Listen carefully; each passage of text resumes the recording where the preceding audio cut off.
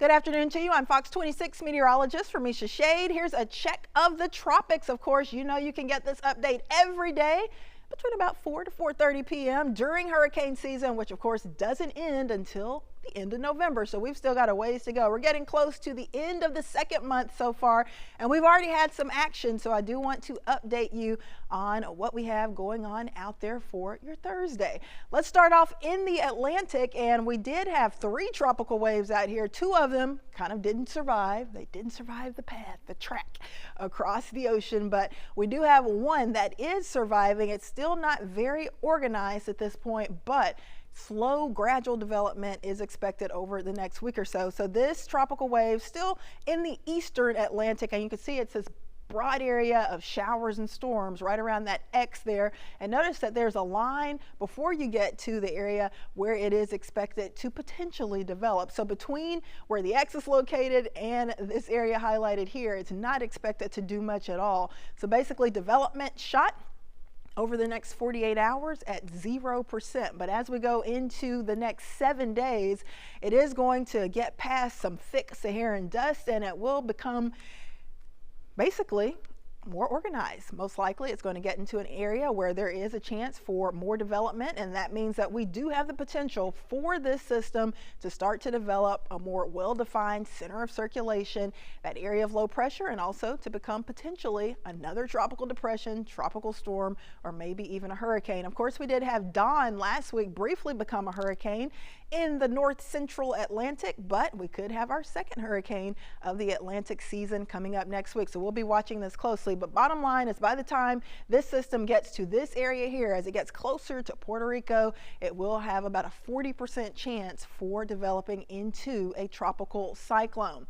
Let's push over into the Caribbean Sea and also the Gulf of Mexico. We got the remnants of those other 2 waves that didn't survive, some showers and storms over portions of Jamaica, Cuba, and the other wave providing some heavier downpours for portions of the Florida Peninsula. And we do have the potential for some heavy rain there, but it is not going to be a situation where these systems are going to develop into a tropical storm or hurricane. They are no longer being monitored for that, but they will still spread some heavy rain across the Caribbean islands and up into portions of Florida.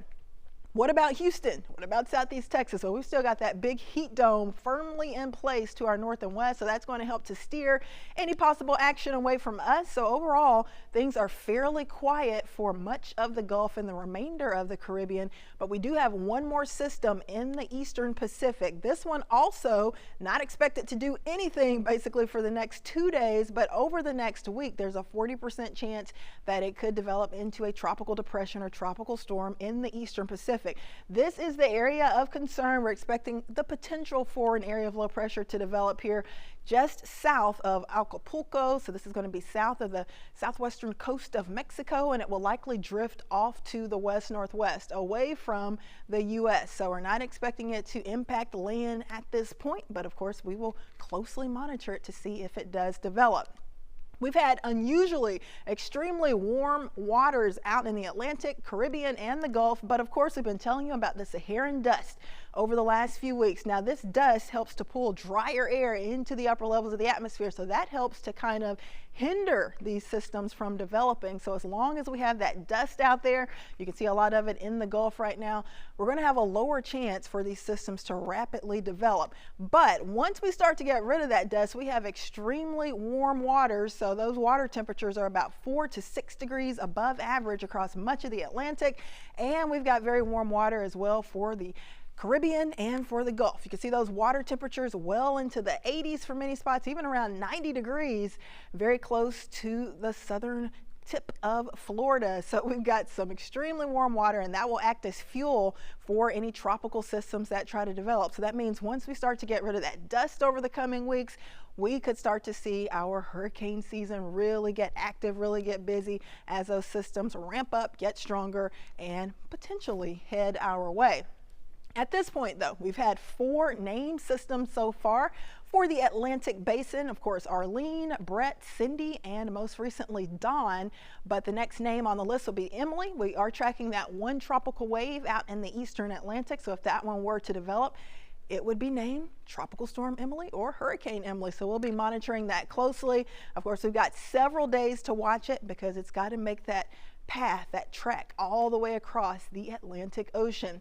As far as our hurricane season outlook, of course, back on July 6th, this was an update from Colorado State University forecasters calling for now an above normal season as of July 6th with 18 named storms, 9 hurricanes, and 4 major hurricanes.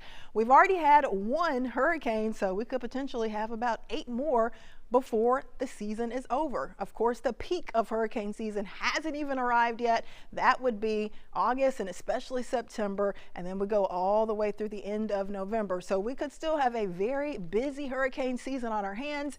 So of course, things are quiet now, but you shouldn't let your guard down because this is the time that you can be reviewing your hurricane emergency safety plan, your evacuation plans if you do live in an evacuation zone.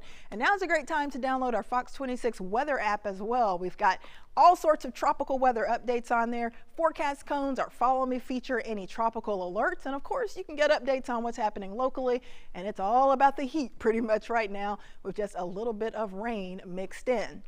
So make sure to head to the App Store, grab our Fox 26 weather app if you can, and you can find out everything you need to know. Make sure to turn the alerts on as well so you can find out what's happening when we have severe weather locally, and of course if we have anything happening in the tropics. Well, that's all I have for you today for our tropical update. Once again, I'm Fox 26 meteorologist Ramisha Shade. Enjoy the rest of your day and stay safe out there.